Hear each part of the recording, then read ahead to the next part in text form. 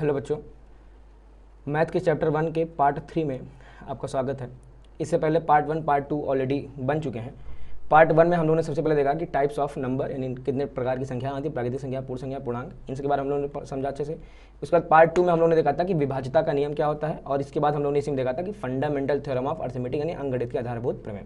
इसको समझने के बाद फिर हम लोगों ने इसके ऊपर कुछ सवालों को लगाया था। इसके बाद आज है पार्ट 3 हम लोग पढ़ेंगे। इसमें हम लोग सीखेंगे कि एचसीएफ और एलसीएम हम लोग किस तरीके से निकालते हैं अभाज्य गुणनखंड विधि से। ये विधि भी आपकी फंडामेंटल थ्योरम ऑफ अर्थमेटिक पर ही आधारित है।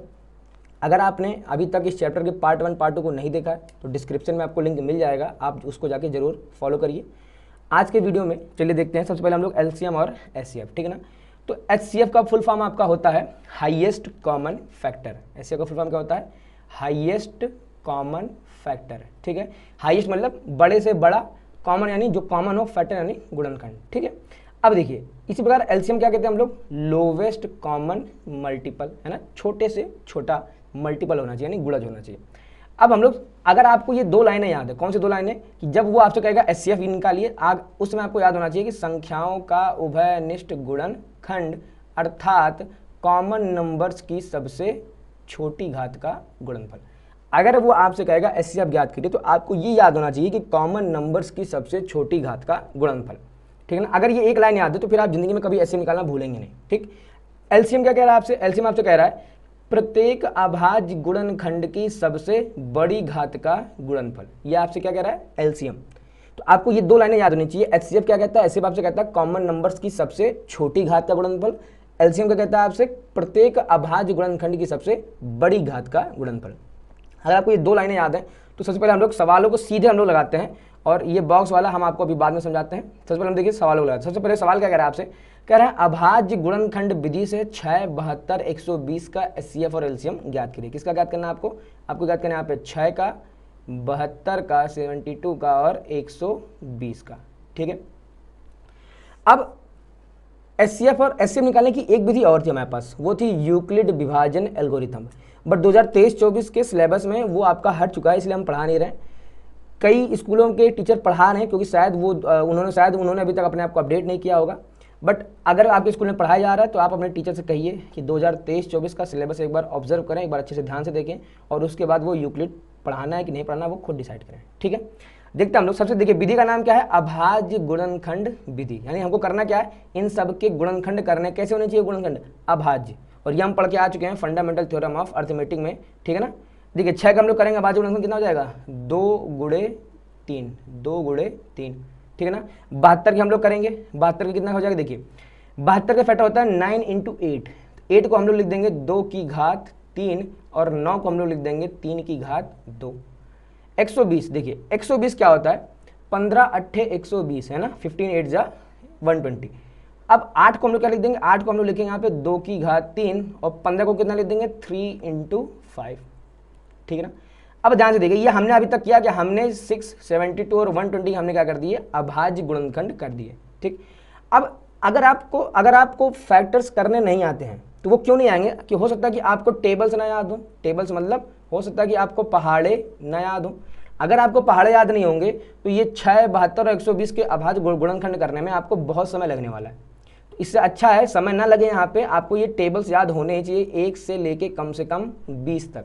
इसके अलावा मैं अपनी ऑफलाइन क्लास में और भी चीज़ों को याद कराता हूँ, जैसे क्या 1 से 25 तक आपको वर्ग और वर्गमूल याद रखने हैं। 1 से 15 तक मिनिमम यहाँ आपको घन और घनमूल भी याद करने हैं। अगर आपको ये चीज़ें याद रहेंगी तो होगा क्या? इससे आपका समय बचेगा, ठीक है ना। अगर आप ये चीज़ आपको नहीं याद रहेंगी तो आप फैक्टर करने में ही इतना समय लगा देंगे कि आपके पास एग्जाम में समय कम मिलेगा। तो उम्मीद करते हैं कि आपको ये चीज़ें अच्छे से याद होंगी। ये याद होंगी तो फिर आपको फैक्टर करने में बहुत ज़्यादा समय लगने वाला नहीं है, ठीक है ना। अब देखिए हमने सबसे पहले क्या कर दिया? सबका हमने 6, 72, 120 का हमने अभाज्य गुणनखंड कर दिया। अब हमको क्या ज्ञात करना? हमको ज्ञात करना है यहाँ पे एचसीएफ, ठीक है ना। हम लोग क्या है ज्ञात करेंगे? एचसीएफ, ठीक है ना। किसका? देखिए एचसीएफ ब्रैकेट में 6, 72, 120, ठीक है ना। हम लोग किसका ज्ञात कर रहे हैं? देखिए ध्यान से 6, 72, 120, ठीक है। ये लिखने का तरीका है, यानी क्या? 6, 72, 120 का हम लोग क्या ज्ञात करें? एचसीएफ, ठीक है ना। तो एचसीएफ ऑफ 6,72,120, ये लिखने का तरीका और ये बोलने का तरीका है, ठीक है। अब एचसीएफ की हमने आपको कहा था कि ये लाइन आपको याद होनी चाहिए। जो लाइन आप देख रहे हैं संख्याओं का वर्नित गुणनफल अर्थात कॉमन नंबर की सबसे छोटी घात का गुणनफल, इसमें से भी आपको केवल आधा याद होना चाहिए। आधा का मतलब मैं थोड़ा सा पेन चेंज कर लेता हूँ, आधा याद होना चाहिए मतलब आपको यहाँ से याद होना चाहिए कॉमन नंबर्स की सबसे छोटी घात का गुणनफल। अब देखेंगे हम लोग इन तीनों में यानी 6 में, 72 में, 120 में कॉमन नंबर क्या है। तो सबसे पहले हम लोग पकड़ेंगे 2, क्या 2 कॉमन है? तो आप कहेंगे 2 यहाँ भी है, 2 यहाँ भी है और 2 यहाँ भी है, 2 तीनों जगह है यानी 2 कॉमन है। अच्छा, अब कॉमन नंबर क्या मिल गया? 2, 2 की सबसे छोटी घात, 2 की सबसे छोटी घात कहाँ? देखिए यहाँ की 2 की पावर है 1, 2 की पावर 3, 2 की पावर 3, सबसे छोटी पावर कहाँ है? यहाँ पर है। तो यानी क्या ले लेंगे? कॉमन नंबर की सबसे छोटी घात। तो हमने ले लिया यहाँ पे, कितना ले लिया हमने यहाँ पे ले लिया 2। क्या और कोई नंबर कॉमन है? देखिए अब पकड़ते हैं हम लोग 3, 3 यहाँ भी है, यहाँ भी है और यहाँ भी है, तीनों जगह 3 है, मतलब क्या 3 कॉमन हो गया। 3 की सबसे छोटी पावर कहाँ है? देखिए 3 की पावर 1 यहाँ भी है, 3 की पावर 1 यहाँ भी है, तो यानी कोई भी एक संख्या ले लेंगे, ठीक है ना। तो हमने ले लिया यहाँ पे 3। अच्छा, और देखिए और कोई संख्या यहाँ पर आप कहेंगे यहाँ पे आपको अभी आपको क्या दिख रहा है? 5 दिख रहा है। 5 दिखने का मतलब कि 5 अभी है, लेकिन क्या 5 कॉमन है? तो आप कहेंगे 5 कॉमन है, क्यों? क्योंकि 5 केवल और केवल किस में है? 120 में है, 672 में नहीं है। जबकि एचसीएफ आपसे कहता क्या है? कॉमन नंबर की सबसे छोटी घात का गुणनफल। कॉमन होना चाहिए तभी हम लोग लेंगे उसकी सबसे छोटी घात। तो 5 कॉमन नहीं है, इसलिए हम लोग क्या करेंगे? 5 को नहीं लेंगे। 5 को नहीं लेंगे तो क्या निकल के आ गया? 2 × 3 कितना आ जाएगा आपके पास? 6, ठीक है ना। समझ में आ गया? देखते हैं हम लोग इस बार हम लोग क्या निकालेंगे? अब एलसीएम हम लोग यहाँ लिखेंगे क्या? एलसीएम ऑफ क्या? 6, 72, 120, यानी 6, 72, 120 का एलसीएम, ठीक है बच्चों। अब एलसीएम की आपको हमने कहा था आपको डिफिनेशन याद होनी चाहिए। एलसीएम आपसे क्या कहता है? प्रत्येक अभाज्य गुणन, देखिए यहाँ ध्यान से, प्रत्येक अभाज्य गुणनखंड की सबसे बड़ी घात का गुणनफल। प्रत्येक अभाज्य गुणनखंड, गुणनखंड में अगर कोई भी संख्या है तो उसको हम लेंगे और उसकी मैक्सिमम पावर लेंगे, ठीक है ना। देखिए तो 2 यहाँ भी है, 2 यहाँ भी है, 2 यहाँ भी है, ठीक है ना। तो 2 की सबसे मैक्सिमम पावर कहाँ पर है? तो आप कहेंगे यहाँ भी है और यहाँ भी है, तो यानी सबसे मैक्सिमम पावर को हम लोग यहाँ ले लेंगे, कितना आ जाएगा? 2 की पावर 3। अब 3 भी यहाँ भी है और यहाँ भी है और यहाँ भी है, तो 3 की सबसे मैक्सिमम पावर कहाँ पर है? आप कहेंगे 3 की सबसे मैक्सिमम पावर दी, देखिए 3 की पावर 2, ठीक है ना। ये क्या हो गया? 3 की पावर 2। फिर 5 यहाँ नहीं, 5 यहाँ नहीं, लेकिन 5 यहाँ है। अब वो आपसे क्या कर रहा है? प्रत्येक अभाज्य गुणनखंड, जितने भी गुणनखंड आपको यहाँ दिख रहे हैं उसमें से सबको आपको लेना है, सबको लेना है। और कैसा लेना है? बड़ी से बड़ी घात। तो 5 यहाँ है, कहीं नहीं है, लेकिन एलसीएम में हम लोग 5 को भी हम लोग इंक्लूड करेंगे, ठीक है ना। एलसीएम में 5 भी यहाँ पर आ जाएगा। इसको हम लोग को हल करना है। हल करने मतलब देखिए 2 की घात 3 कितना हो जाएगा? 2 की घात 3 आपका हो जाएगा 8, 2 की घात 3 8, 3 की घात 2 9, ठीक है ना। 8 × 5 40, 40 × 9 360, ये आपका क्या आ गया? ये आपका आ गया एलसीएम, ठीक है ना। कैसे करेंगे? देखिए बेटा तरीका एक है, सवाल का तरीका आपको एक बार याद हो जाए ना, एक बार आप समझे करना कैसे, फिर सवाल आप 10 लगे चाहे 1000 आपके फंसने वाले नहीं है। तरीका सबसे पहले फोकस क्या करेंगे? जो भी संख्या आपको दी जाएगी यहाँ पे, जो भी संख्या वो आपको दे देगा, ठीक है ना। सबसे पहले आपका काम क्या है? उसका अभाज्य गुणनखंड करना, ठीक है ना। आप इसको ऐसे अभाज्य गुणनखंड कर देंगे। 6 को हमने ऐसे लिख दिया, 72 को हमने ऐसे लिख दिया और 120 को हमने ऐसे लिख दिया, ठीक है। अब आपको ये लाइनें याद होनी चाहिए, है ना, कि अगर एचसीएफ बोलेगा तो आप क्या समझेंगे? कॉमन नंबर की सबसे छोटी घात का गुणनफल। एलसीएम बोलेगा तो प्रत्येक अभाज्य गुणनखंड की सबसे बड़ी घात का गुणनफल, ठीक है ना। आपको ये अच्छे से याद होना चाहिए, याद होगा तो कंफ्यूज नहीं होंगे, ठीक है ना। एचसीएफ निकालने के लिए हम लोग लिखेंगे एचसीएफ ऑफ 6, 72, 120, क्या कह रहा है? कॉमन नंबर की सबसे छोटी घात। तो सबसे छोटी घात क्या? 2, देखिए कॉमन है, बिल्कुल कॉमन है। सबसे छोटी पावर कहाँ पे? यहाँ पे, तो हमने एक बार 2 लिख दिया। फिर 3 यहाँ भी है, यहाँ भी 3 कॉमन है, बिल्कुल है। 3 की सबसे छोटी घात कहाँ? आप कहेंगे यहाँ भी है और यहाँ भी है, तो किसी एक 3 कॉमन उठा के यहाँ लिख दिया, गुणा करा दिया, 6 आ गया, ठीक है ना। एचसीएफ में 5 नहीं लेंगे क्योंकि एचसीएफ में आपसे क्या कहता है? वो कॉमन नंबर होना चाहिए, ठीक है ना। एलसीएम के लिए हम लोग क्या कर देंगे? कहता है एलसीएम के लिए प्रत्येक अभाज्य गुणनखंड की सबसे बड़ी घात का गुणनफल। तो प्रत्येक अभाज्य गुणनखंड, जितने भी अभाज्य गुणनखंड यहाँ पे आपको सबको लेना है। कैसे लेना है? मैक्सिमम पावर लेनी है। तो 2 देखिए यहाँ सब में है, तो 2 की सबसे मैक्सिमम पावर कितनी है? 2 की पावर 3 हमने यहाँ लिख दिया। 3 की सबसे मैक्सिमम पावर कितनी है? 3 की पावर 2 हमने यहाँ लिख दिया। अच्छा 5 भले कॉमन नहीं है, लेकिन हमको 5 लेना पड़ेगा क्योंकि उसने बोला कि प्रत्येक अभाज्य गुणनखंड, तो हमने 5 को यहाँ लिख दिया। इसको हम लोगों ने हल कर लेंगे, क्या निकल के जाएगा? 360। उम्मीद आपको एचसीएफ और एलसीएम समझ में आया होगा, ठीक है ना। तो बच्चों ये हमने लिख के दिखाया था और ये देखिए करने का तरीका हमने लिख के दिखा दिया कि 6 को हम लोग लिखेंगे 2 × 3, 72 को ऐसे लिख देंगे, 120 को ऐसे लिख देंगे, एचसीएफ ऑफ ये और एलसीएम ऑफ ये, ठीक है ना। ये आपका करने का तरीका हो गया। देखिए अब तरीका एक ही है, सवाल उसने चेंज कर दिया, ठीक है ना। देखिए सबसे आसान एक्सरसाइज है ये। सवाल उसने क्या चेंज कर दिया? कह रहा है कि 18 और 117 के HCF को 18m माइनस का 117 के रूप में दर्शाएगा। कह रहा है कि इसका और इसका जो HCF है उसको मैंने इस रूप में लिख दिया है, ठीक है ना। इसका और इसका जो HCF है उसको मैंने इस रूप में लिख दिया है। तो भैया मेरे m का मान आप बता दीजिए। फिर कह रहा है साथ ही 18 और 117 का LCM बताइए। अल्फा करके लिखा, चलिए चाहे सवाल की लैंग्वेज इस रूप में है, चाहे सवाल की लैंग्वेज इस रूप में है। क्या कह रहा है, यदि HCF ऑफ 18 का 117 बराबर है 18m माइनस का 117 के, तो m का मान बताइए। तो सवाल की लैंग्वेज चाहे ये वाली हो चाहे ये वाली हो, करना आपको एक ही है, ठीक है ना। ये आपको डीजीशाला के नोट्स में अथवा करके हम लोग जरूर क्वेश्चन को हम लोग देते हैं। क्यों देते हैं, ताकि बच्चे को ये समझ में आ जाए कि एक ही क्वेश्चन को किस तरीके से टीचर घुमा घुमा के आपके सामने रखता है, ठीक है। तो चाहे कोई भी सवाल है, चाहे इस भाषा में चाहे इस भाषा में, सबसे पहले हम लोग करेंगे क्या, सबसे पहले हम लोग निकालेंगे 18 और 117 का HCF। क्या निकालेंगे, HCF। वो कह रहा है ना इन दोनों के HCF को मैंने इस रूप में लिख दिया है। तो हम लोग क्या करेंगे, 18 117 का हमने क्या निकाला, HCF। कैसे निकालेंगे, अभाज्य गुणनखंड विधि से। 18 को हम लोग लिख देंगे 2 गुणे 9, 2 इंटू 9 18, तो 2 9 को लिख देंगे हम लोग 3 की घात 2 यानी 3 का स्क्वायर। 117 आप देखेंगे तो 13 9 117, देखिए आपको टेबल से याद होनी चाहिए, ठीक है ना। तो 13 9 117, तो 9 को हम लोग लिख देंगे क्या, 9 को हम लोग लिख देंगे 3 की घात 2, 3 की घात 2, और 13 को लिख देंगे 13। फैक्टर इसके हो गए। अब हम लोग करेंगे क्या, अब हम लोग इसका HCF हम लोग निकालेंगे। कैसे निकालेंगे, HCF जैसे हम लोग निकालते हैं वैसे निकालेंगे। HCF निकालने के लिए आपको एक बात हमने कहा याद होनी चाहिए कि कॉमन नंबर की सबसे छोटी घात का गुणनफल, कॉमन नंबर की सबसे छोटी घात का गुणनफल। अब यहाँ पे ध्यान से देखेंगे आप, कॉमन नंबर यहाँ पे है कौन सा आपका, तो कॉमन देखिए 2 यहाँ है, क्या सब जगह है 2 नहीं है, तो 2 कॉमन नहीं हुआ। 3 की घात 2 यहाँ है, 3 की घात 2 यहाँ नहीं, 3 की घात 2 ही पूरा कॉमन हो गया, तो हम लोग 3 की घात 2 को ले लेंगे। फिर 13 यहाँ है लेकिन यहाँ नहीं, तो 13 क्या कॉमन नहीं हुआ, तो हम लोग क्या कर देंगे, यानी हमारा HCF कितना निकल के आ गया 9, ठीक है ना। आप चाहे तो HCF आप ऐसे डायरेक्ट लिख दीजिए, या अगर आपको ऐसे डायरेक्ट नहीं लिखना है ना, जो कि अच्छा भी नहीं माना जाएगा, इसको हम लोग कैसे लिख देंगे, इसको हम लोग लिखेंगे HCF ऑफ 18, 117। ये कितना आपने निकाल दिया 9, ठीक है ना बच्चों। अब वो क्या कह रहा है कि देखिए, वो कह रहा है कि भैया इसके HCF को मैंने इस रूप में लिखा है।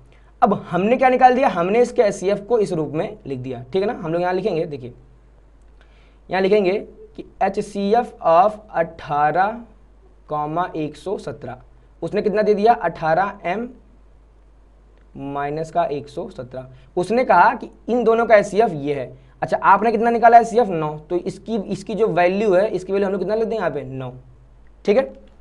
ये आपको ऐसे एरो नहीं बनाना है, तो यहाँ पे लोग कितना लिख देंगे 9, 9 बराबर क्या हो जाएगा 18m माइनस का 117। 117 को हम लोग इधर भेजेंगे तो कितना हो जाएगा प्लस का, तो 117 और 9 हो जाएगा आपका 126, और 18m इधर ऐसे का ऐसे बना रहेगा। 18 से हम लोग फिर से भाग दे देंगे, कितना आ जाएगा, तो 18 7 126, कितना आ जाएगा, m का मान 7 आ गया आपका, ठीक है ना।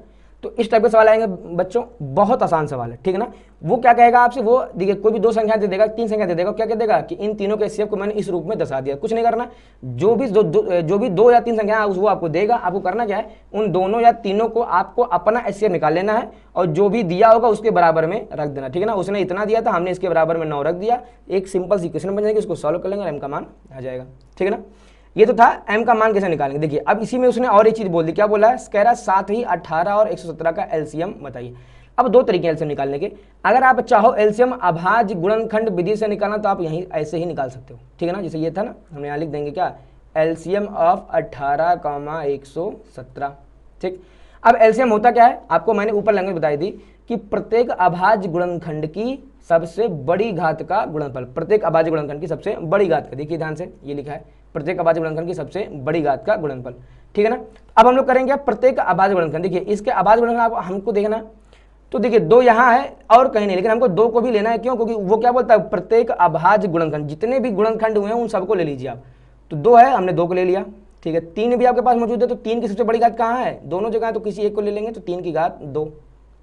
13 को भी हम लोग शामिल करेंगे, तो 13 हो जाएगा, तो 3 का स्क्वायर 9, 13 9 117, 117 इंटू 2 कर देंगे, कितना निकल के जाएगा, तो 234 आ जाएगा, कितना आ जाएगा बच्चों 234, ठीक है।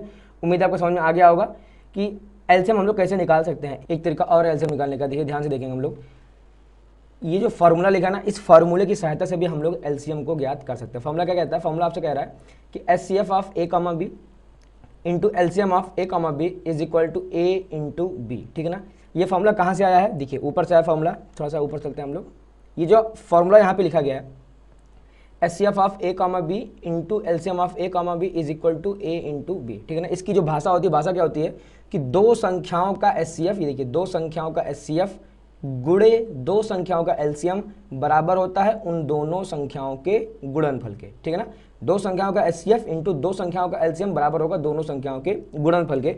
देखिए अभी दो संख्या हम लोगों ने यहाँ ले ली थी, देखिए ध्यान से, जैसे हम लोगों ने यहाँ निकाला क्या 18 और 117 का हमने एचसीएफ कितना निकाला 9, ठीक है ना। तो हम लोग यहाँ लिख देंगे 9, ठीक है ना, दो संख्याओं का एचसीएफ इंटू दो संख्याओं का एलसीएम कितना हमने निकाला है 234। इनका देखिए कितना आएगा, मल्टीप्लाई करें 9 चौको 36, हासिल लगा 3, 9 3 27, 3 30, 3 9 3 18, 3 21, यानी कितना हो जाएगा 2106। ये क्या है हमारा, ये है हमारा एचसीएफ और ये है हमारा एलसीएम। तो दो संख्याओं का एचसीएफ इंटू दो संख्याओं का एलसीएम कितना आ गया 2106। अब हम लोग करते क्या है, चलिए अब ये दोनों संख्याएं कौन कौन सी हैं 18 और 117। तो हम लोग करेंगे क्या 18 और जरा 117 का हम लोग मल्टीप्लाई करवा लेते हैं। देखिए कितना आएगा 18 सत्य कितना होता है 126, 126 का आ जाएगा 6, हासिल कितना ले जाएगा 12, 18 के नाम 18, 18 और 12 30, यहाँ कितना हो जाएगा 0, हासिल लगा 3, 18 के नाम 18 3 21, ठीक है बच्चों। तो अगर दो संख्याओं को देखिए हमने एचसीएफ इंटू एलसीएम कराया, बराबर में कितना निकल गया 2106, और अगर हमने उन्हीं दोनों संख्याओं का मल्टीप्लाई करा दिया तो क्या निकल गया 2106, ठीक है ना। तो इससे ये प्रूफ हो जाता है कि दो संख्याओं का इससे ये प्रूफ हो जाता है कि दो संख्याओं का एलसीएम इंटू दो संख्याओं का एचसीएफ इज इक्वल टू दोनों संख्याओं का गुणनफल, ठीक है ना। लेकिन देखिए इसी फॉर्मूले में एक चीज और लिखा है क्या कि HCF of A comma b comma c into LCM of A comma b comma c is not equal to A into b into c. कहने का मतलब कि तीन संख्याओं का एचसीएफ गुणे तीन संख्याओं का LCM is not equal to तीनों संख्याओं का गुणनफल।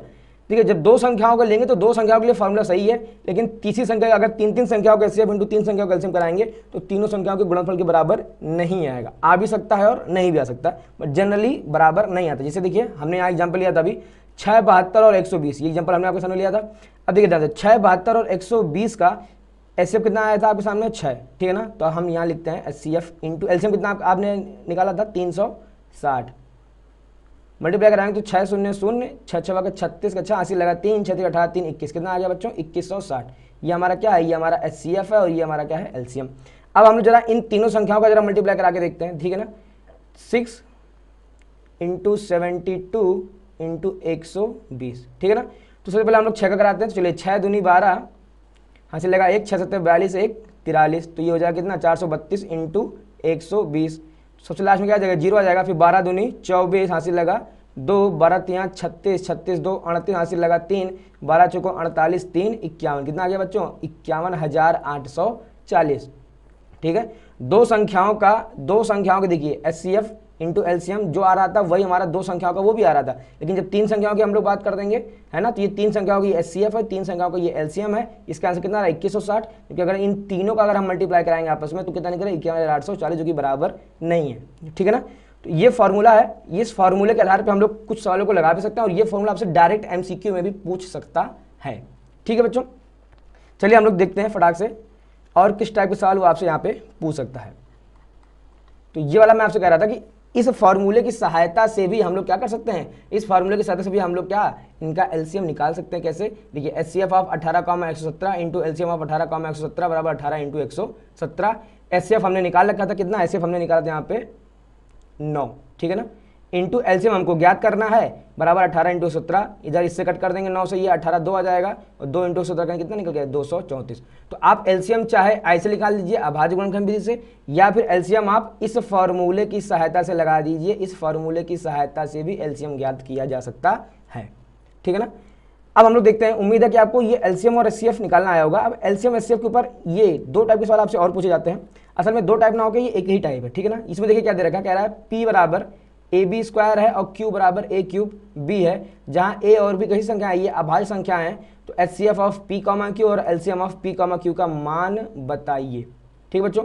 तो ये सवाल आपको कमेंट बॉक्स में आपको आंसर देना है कि HCF of p comma Q कितना निकल के आ रहा है और LCM of p comma Q कितना निकल के आ रहा है, आपको कमेंट में जवाब देना है। कमेंट जरूर क्या करिए, कमेंट इसलिए देखिए, कमेंट अगर आप ऑनलाइन पढ़ने आए तो इतना आप सीख नहीं पाएंगे। ऑनलाइन जो हम लोग आपसे होमवर्क भी जो हम लोग देते हैं ना आपको होमवर्क, उस होमवर्क को आपको करके यहाँ पे कमेंट करना है कि भैया इतना इसका आंसर आ रहा है, ठीक है ना। अगर वो सवाल आपको नहीं आ रहा तो आप कमेंट में ये भी बताइए कि सवाल नहीं समझ में आ रहा है, हम उसका सॉल्यूशन भी आपको प्रोवाइड कराएंगे, ठीक है ना। देखिए हम लोग सवाल नंबर 7वां आपसे क्या कह रहा है, जब भी आएगा 7वां आपको 4 नंबर में आएगा, कह रहा है ए का मान इतना है, बी का मान इतना है, तो भैया मेरे सिद्ध कीजिए कि HCF of A comma B into LCM of A comma B equal to A into B. ठीक है ना, तो बहुत आसान है। देखिए सबसे पहले हम लोग क्या कर देंगे, हम लोग यहाँ पे ए के क्या करेंगे, ए के हम लोग कर देंगे अभाज्य गुणनखंड, तो इसको हम लोग लिख देंगे x cube into y square, कोई दिक्कत नहीं, एक्स क्यूब वाई स्क्वायर दिया हमने बस इसको क्या कर दिया, बीच में गुणा लगा के लिख दिया। बी का मान कितना दिया देखिए ध्यान से, तो इसको हम लोग लिख देंगे एक्स इंटू वाई क्यूब। ठीक, अब हमको निकालना कि HCF of A comma B, तो हम लोग यहाँ निकालेंगे, लिखेंगे यहाँ HCF of A comma B, कितना आ जाएगा HCF ऑफ, अब HCF होता क्या है, कॉमन नंबर की सबसे छोटी घात का गुणनफल। देखिए अगर ये लाइन आपको याद रहेगी ना, आप कभी नहीं फंसेंगे। ठीक है ना, तो ये आपसे क्या कह रहा है, कॉमन नंबर की सबसे छोटी, देखिए कॉमन क्या देखिए यहाँ x कॉमन दिख रहा है, ये भी x कॉमन आपको दिख रहा है। अब x की सबसे छोटी घात कहाँ पे, आप कहेंगे यहाँ पर है, तो यानी हम लोग कितना ले लेंगे एक बार x, y भी कॉमन दिख रहा है यहाँ भी है और यहाँ भी है, तो y की सबसे छोटी घात कहाँ पे, यहाँ पे है, तो ये कितना हो जाएगा एक्स वाई स्क्वायर। ठीक है ना, अब हम लोग यहाँ लिख देंगे क्या, अब हम लोग लिखेंगे यहाँ पे एलसीएम ऑफ, ठीक है ना, LCM of A comma B. अब एलसीएम क्या कहता है आपसे, प्रत्येक अभाज्य गुणनखंड की सबसे बड़ी घात का गुणनफल। देखिए x यहाँ भी x यहाँ भी, x की सबसे मैक्सिमम घात कहाँ है, आप कहेंगे ये वाली x क्यूब, तो हम लोग यहाँ लिख देंगे कितना x क्यूब। ठीक है, अच्छा फिर y भी देखेंगे, y की पावर 2 यहाँ, y की पावर 2, y की सबसे मैक्सिमम पावर कहाँ है यहाँ पे, तो ये भी हम लोग लिख देंगे क्या y क्यूब। ये हमने HCF निकाला, ये हमने LCM निकाला। हमको सिद्ध करना क्या है कि दो संख्याओं का ए और बी का HCF इंटू ए और बी का LCM equal to A into B. ठीक है ना, देखिए करेंगे कैसे, हम लोग यहाँ लिखेंगे HCF of A comma B into LCM of A comma B बराबर, अब देखिए इसका आपने HCF कितना निकाला है, इसका आपने HCF निकाला है एक्स वाई स्क्वायर। ठीक है ना, तो हम लोग यहाँ वैल्यू रख देंगे कितनी, एक्स वाई स्क्वायर, फिर इंटू आपने LCM इसका कितना निकाला है, तो LCM निकल गया है एक्स क्यूब वाई क्यूब, हम लोग यहाँ लिख देंगे x cube into y cube. ठीक है, अब देखिए ध्यान से हमको लाना क्या है ए और बी। अब ए का मान कितना देखिए ध्यान से, एक्स क्यूब वाई स्क्वायर, यानी एक्स क्यूब वाले के साथ क्या होना चाहिए, वाई स्क्वायर होना चाहिए। तो देखिए ये एक्स क्यूब लिखा है आपके पास और ये वाई स्क्वायर, इन दोनों को हम लोग एक साथ लिख देंगे एक्स क्यूब वाई स्क्वायर, बीच में इंटू लगा है, और देखिए अब यहाँ वाई स्क्वायर, तो यहाँ आगे बचा क्या, यहाँ पे एक्स क्यूब यहाँ जा चुका है, बचा कितना वाई क्यूब हो जाएगा एक्स वाई क्यूब। अब एक्स क्यूब वाई स्क्वायर, ये यहाँ से लेके यहाँ की वैल्यू पूरी देखेंगे आप कितनी, देखिए एक्स क्यूब वाई स्क्वायर ए है, तो इसकी जगह हम लोग कितना लिख देंगे, इसकी जगह हम लोग लिख देंगे ए। ठीक है, इंटू एक्स वाई क्यूब, देखिए किसकी value, x y cube value है बी की, तो हम लोग यहाँ कितना लिख देंगे बी। ठीक है ना, और यही आपको लाना था HCF of A comma B into LCM of A comma B equal to A into B. अगर प्रूफ करने को आएगा तो इस तरह से हम लोग प्रूफ करेंगे। सवाल नंबर 6 का बेटा देखिए कुछ भी नहीं करना है ना, जैसे मैंने इसको ब्रेक डाउन किया है ए और बी को, ऐसे ही आपको यहाँ पी और क्यू को ब्रेक डाउन करना है। जैसे मैंने यहाँ इनका HCF निकाल दिया, जैसे LCM निकाल दिया, वैसे ही आपको यहाँ HCF और LCM निकाल देना है और अपने आंसर को कमेंट में लिखना है। उम्मीद करते हैं आपको ये पार्ट समझ में आया होगा। इसमें हम लोगों ने सीखा अभाज्य गुणनखंड विधि से किस तरह से हम लोग HCF और LCM को ज्ञात करते हैं।